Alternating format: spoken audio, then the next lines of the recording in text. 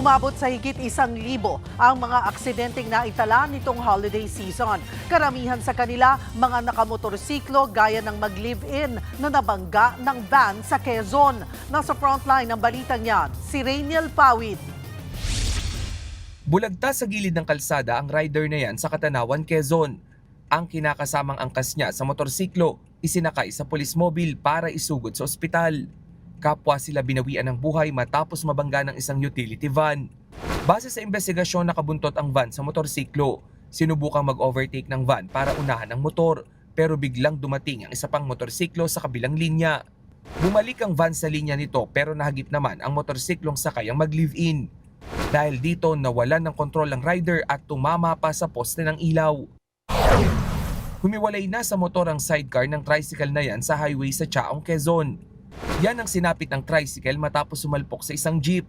Ayon sa mga pulis, biglang lumipat sa kabilang linya ang tricycle. Tiyempo namang pasalubong ang jeep kaya nauwi sila sa salpukan. Isinugod pa sa ospital ang driver ng tricycle pero binawian din ang buhay. Bukas naman ang dalawang partido sa aregluhan. Sa Chaong pa rin, patay ang mag-ina sa karambola ng 3 sasakyan. Base sa investigasyon, nagsimula ang insidente nang biglang lumipat sa kabilang linya ang SUV. Nabangga nito ang kasalubong na motorsiklo at tricycle. Tumilapon sa kalsada ang mag-ina na sakay ng motorsiklo. Dinala sila sa ospital pero binawian ng buhay. Kita sa drone shot ang van na nakabangga sa isang utility van sa Capoocan, Leyte. Sa di kalayuan, isang SUV ang wasak ang harapan. Damay rin sa karambola ang isang pickup at sidecar na kapwa inararo rin ng van. Sa kasamaang palad, 2 nakatambay sa kalsada ang patay matapos mabangga ng van. Base sa investigasyon, nakatulog ang driver ng van. Pero di siya tumigil sa pagmamaneho, kaya naararo ang 4 na nakaparadang sasakyan, pati ang 2 pedestrian. Nahuli na ang driver na nahaharap ngayon sa reklamong reckless imprudence resulting in multiple homicide and multiple damage to property.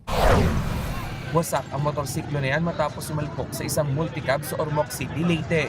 Patay ang rider pati ang backride nito.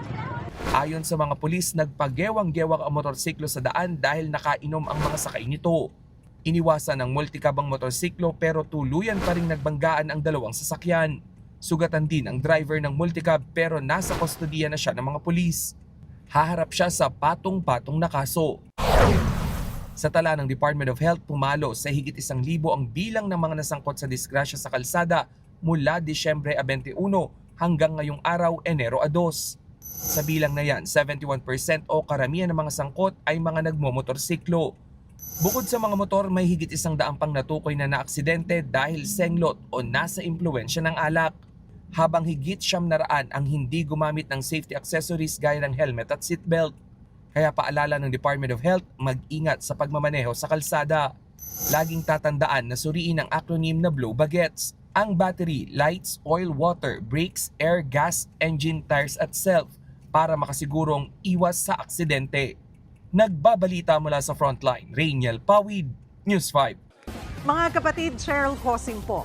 Maging maalam at may pakialam sa mga napapanahong issue at headlines. Mag-follow at mag-subscribe na sa social media pages ng News 5.